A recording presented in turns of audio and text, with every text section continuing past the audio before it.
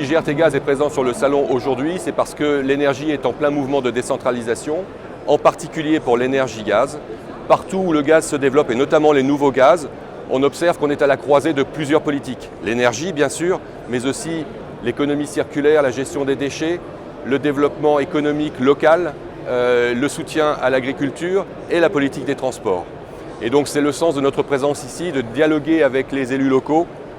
Et c'est aussi le sens de notre affiche organique où on montre qu'une affiche peut être aussi un support pour faire du gaz en méthanisation.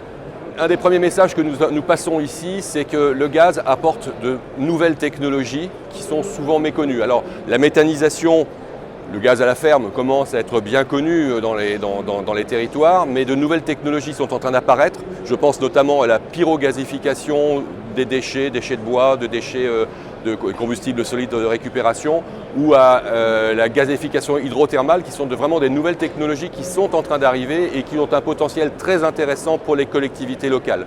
En particulier, elles apportent des perspectives très fortes sur la gestion des déchets. En matière de mobilité, aujourd'hui dans le monde, il y a 26 millions de véhicules au GNV qui circulent. En France, il y en a 20 000, 26 millions, 20 000. Donc vous voyez qu'on a un potentiel de progrès très important. Pourquoi c'est intéressant pour des collectivités? C'est parce que le GNV, le gaz naturel véhicule, apporte un excellent compromis entre les problématiques de pollution locale et les problématiques d'émissions de CO2. A fortiori, quand on utilise du bio-GNV, à ce moment-là, c'est encore meilleur évidemment en termes de CO2.